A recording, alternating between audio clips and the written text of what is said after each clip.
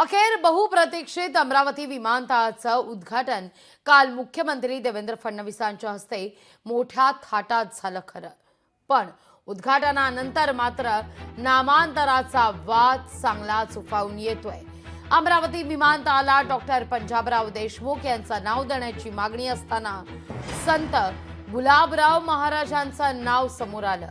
मात्र अमरावती विमानतळाला डॉक्टर पंजाबराव देशमुख यांचं नाव द्या, अन्यथा आंदोलन करू असा इशारा खासदार बळवंत वानखडे यांनी दिलाय। राष्ट्रवादीचे आमदार अमोल मिटकरी यांनी सुद्धा पंजाबराव देशमुख यांचं नाव देण्याची मागणी केली आहे, तर नावाचा संभ्रम दूर केला पाहिजे अशी मागणी भाजपचे नेते अनिल बोंडे करतायत।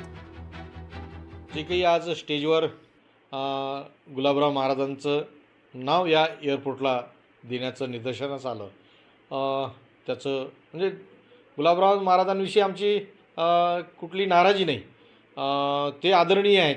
आम्हाला असं वाटलं की आज माननीय मुख्यमंत्री महोदय त्या नावाची घोषणा करतील, परंतु वेगळं चित्र पाहायला मिळालं म्हणून अनेक लोकांची आज मनं दुखलेली आहेत। या संदर्भात येणाऱ्या काळात निश्चितच या संदर्भात फार मोठं आंदोलन होऊ शकते। अमरावती विमानतळ असं नाव होतं आणि मुख्यमंत्री देवेंद्रजी फडणवीस, उपमुख्यमंत्री अजितदादा पवार, उपमुख्यमंत्री एकनाथजी शिंदे यांनी सुद्धा कोणत्याही नावाचा उल्लेख केलेला नाही आणि त्यामुळं हा संभ्रम निर्माण करणारे हे नुकसान करतात आहे, लोकांच्या भावना दुखावल्या जातात आहे।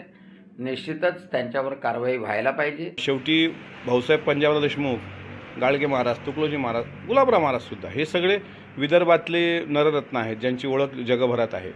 पण पंजाबराव भाऊसाहेब देशमुख हे देशाचे पहिले कृषी मंत्री होते आणि मला असं वाटते विमानतळाला जर उचित असं नाव कुठं असावं, जसं आता पुरंदर विमानतळाला जगद्गुरू संत तुकाराम महाराज विमानतळ, कारण देहू तिथे आहे, म्हणून पापळगाव अमरावती जिल्ह्यामध्ये येतं, त्यामुळे भाऊसाहेबांचं नाव देणं उचित होईल असं माझं मत आहे। लोकशाही मराठी ऐका, पहा, जागरूक रहा।